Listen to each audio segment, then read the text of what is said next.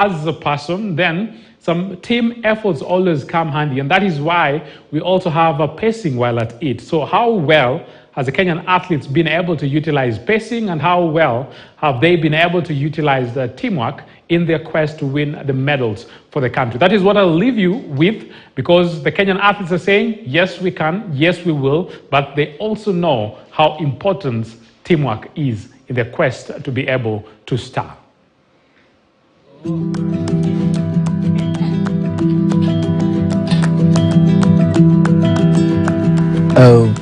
We're in Kaptakat camp, and in Kaptakat camp we believe in three things. We believe in character, we believe in sport, and we believe in education.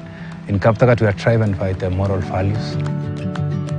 Two important moral values which are actually driving us here at the camp is the value of teamwork and the value of trust. Teamwork, actually we define teamwork as the group of people trusting each other.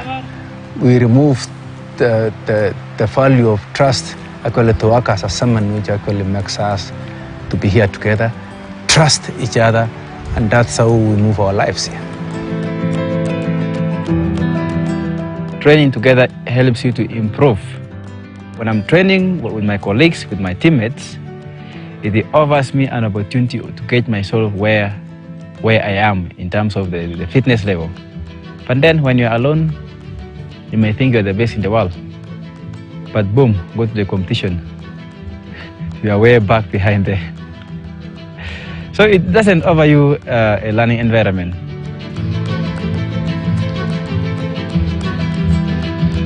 There are actually so many advantages on training with a group. One of them is when you train with a group, there is a higher energy levels. And there is also the morale. The morale is always positive, because training with so many people compared to an individual, then you share maybe stories, have fun together, and normally you push yourself to the next level.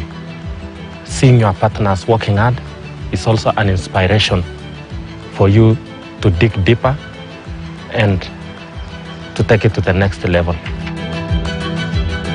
Training alone is, there's no concentration compared to when you are training with a group. Because there's a lot of experience, friendship, you can share ideas, so it is good to be with the group. Normally training is tough, especially during long runs and the track sessions. You need to push each other, and of course to work together to achieve the goal what you like to achieve. Because, for us, we normally believe so much on teamwork, because you cannot do it alone. For the long run, you cannot manage to run the 40 kilometers alone. You need a team and people to motivate you and to work together and to encourage each other all the way.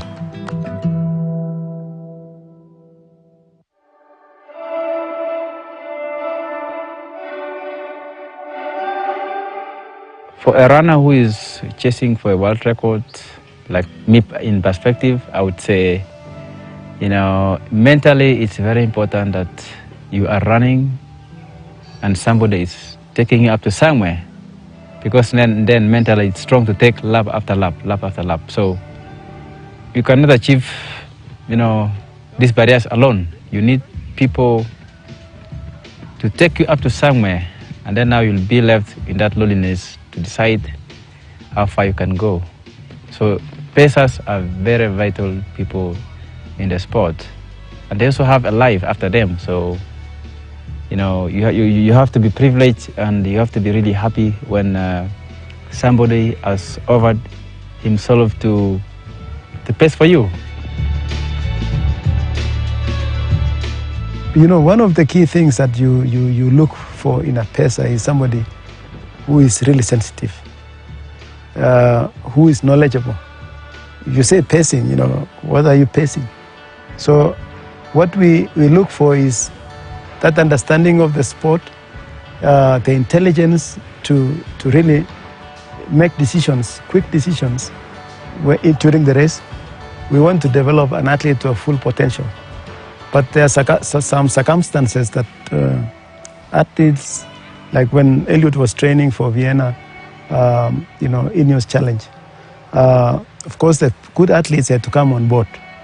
In such situations, you want the athlete to know is coming in or she's coming in for a good cause. The cause of developing our sport, the cause of communicating the message that we are one through sports. I think a good pacemaker is a pacemaker whereby you communicate together. Normally communicate with pacemakers. If it's down or high or at the right pace, we communicate all the time from first kilometer to the time actually it drops. It's sometimes fast or slow. Let us maintain and just keep on concentrating. We concentrate together. You see how pacemaker is behaving, and then you realize that it's still on. I view pacing as teamwork because you help another person achieve something. So when you are able to positively influence your teammate in a positive way, then that's making change in his or her life, then that is the best way to describe teamwork.